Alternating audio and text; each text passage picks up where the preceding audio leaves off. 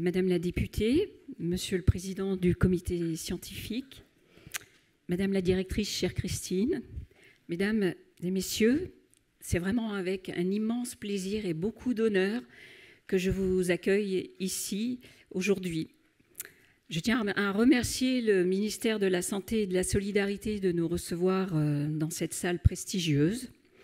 Je remercie également Madame Catherine Vautrin, ministre du Travail, de la Santé et de la Solidarité, et Madame Fatila Kadapi, ministre chargée des personnes âgées et des personnes handicapées, qui nous ont accordé leur patronage pour ce colloque. Nous vous remercions bien évidemment toutes et tous pour votre participation à cette journée, et votre présence atteste des attentes et des besoins des patients et de leurs proches. Hyper Super, c'est avant tout une aventure humaine qui dure depuis 22 ans. Notre association nationale a été créée en 2002 par des parents inquiets et désorientés à la recherche de réponses et de solutions pour leurs enfants.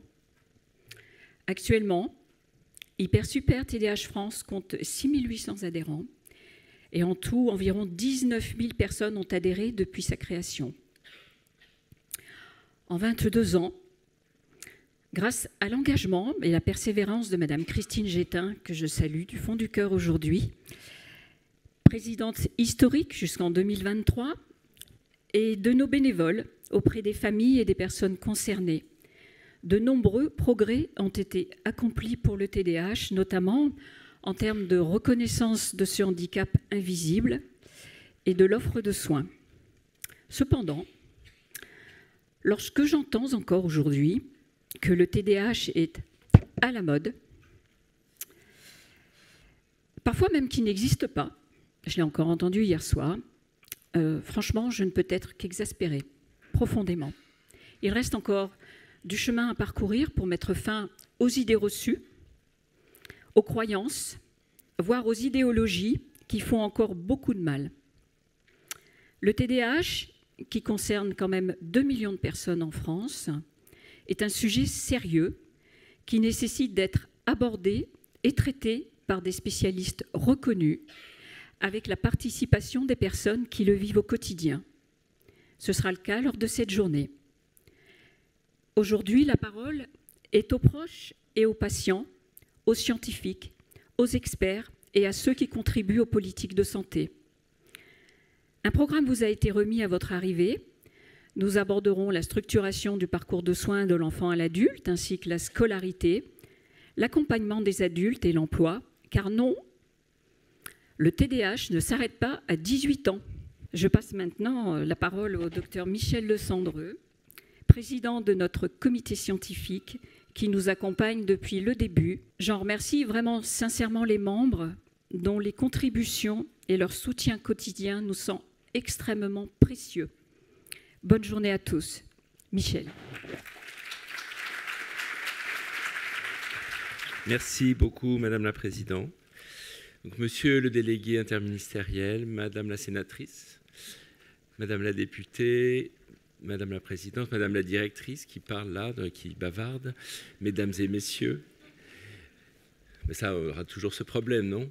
Merci d'être là si nombreux, merci d'être là si nombreux. C'est incroyable, cette journée, on l'a voulu, on l'a espéré, et maintenant, on a rempli cette salle, la salle Larocque, qu'on remplit depuis la deuxième fois. La première fois, c'était en 2009 pour la journée européenne, et je crois que ça a jalonné le parcours de soins du TDAH. TDAH, qu'on nous dit, une maladie qui n'existerait pas, mais on la voit dans toutes les dimensions, même politiques, actuellement. Donc c'est vraiment il y a de la dysrégulation émotionnelle, il y a de l'hyperactivité, il y a du déficit d'attention. Et tout ça, on va le voir au cours de la journée. Et en fait, je voulais vous remercier aussi parce que... Mais ça, c'est de l'improvisation, je ne l'ai pas du tout écrit. Après, je peux relire si vous voulez. Mais ce qui est important, c'est que ici, vous êtes... Et là, en parlant, avant de vous rencontrer ici dans la salle, vous êtes beaucoup de parents. beaucoup de familles. Vous êtes aussi des soignants, vous êtes aussi des industriels qui nous aident à produire des soins pour les enfants, les parents, les adolescents, les familles. Et donc tout ce monde regroupé, je crois qu'on fait avancer les choses. Il y a aussi l'appui des gens de la politique qui sont là, qui nous aident. Merci d'être accueillis dans cette salle Larocque qui est prestigieuse. Et en tant que présidente du comité scientifique, je voulais aussi remercier tout le comité scientifique parce que ça fait des années qu'on est ensemble, on est des collègues, on est des amis, on est des experts, soi-disant. On essaye de faire avancer les choses. On vient de plusieurs domaines, que ce soit de la psychologie, de la psychiatrie, d'autres spécialités, addictologie, etc. Et je pense que c'est ce dynamisme aussi qui nous permet d'avancer. Voilà. Et puis, je pense qu'il faut rendre hommage à notre présidente actuelle. Merci beaucoup, Claudine. Et à notre présidente historique, qu'on ne voudrait surtout pas effacer. N'est-ce pas, Christine? Christine dit que je l'efface dans les discours. Mais ce que je veux dire avec Christine, c'est que c'est depuis le début, quoi. Et Claudine l'a répété, c'est une aventure humaine, cette association hyper super. Mais au début, on était là à se demander, c'est quoi la visibilité du parcours de soins pour les enfants? Qu'est-ce que c'est que ces enfants TDAH? Est-ce que déjà on les reconnaît? Est-ce qu'il y a vraiment une réalité clinique, scientifique, nosographique autour du TDAH? Je crois qu'on a réellement progressé et cette journée, elle le prouve parce qu'elle est aussi un maillon sur une chaîne qui va se prolonger. Donc juste quelques dates comme ça pour vous rappeler. 2009, cette journée européenne qui était aussi importante parce qu'on a fait venir nos collègues de Unithidis. Vous arrivez à le dire? Unithidis. Ça, c'est le groupement européen des spécialistes du TDAH, qui est très important parce que c'est aussi une promotion européenne, une reconnaissance au niveau européen. Après, il y a eu les premières recommandations de la HAS, très important, la saisine par Hyper Super en 2015. Donc ça, c'était sur les recommandations sur la conduite à tenir en médecine de premier recours. Donc si un médecin traitant voyait un enfant suspect d'avoir un TDAH, il pouvait l'adresser, il y avait des recommandations. Docteur Christine Revel et Jean Chambry. Et puis ensuite, il y a eu Madame Claire Compagnon, très important, son arrivée en 2017-2023, parce que c'était à ce moment-là la première stratégie nationale et on a intégré le TDAH aux troubles du neurodéveloppement. Et puis actuellement, 2022-2024, c'est à nouveau des recommandations HAS, cette fois sur le parcours de soins. Je pense qu'il y aura une table ronde, professeur Bonneau qui va nous en parler, s'il n'est pas trop fatigué, puisqu'il vient de faire France Culture à 5h du matin, c'est ça ? Et que donc, il aura encore l'énergie de nous en parler. Et puis, je voulais remercier aussi Dr Nathalie Franck, parce qu'elle a fait énormément d'efforts de travail pour la saisine et les recommandations de ces recommandations HAS. Voilà. Et ensuite, il y a beaucoup de choses qui se sont passées très récemment, donc 22-24. Par exemple, Société française de TDAH qui vient de se créer sous la présidence de professeur Diane Purper-Wakil. Donc ça, c'est un pas très important pour la reconnaissance de notre trouble.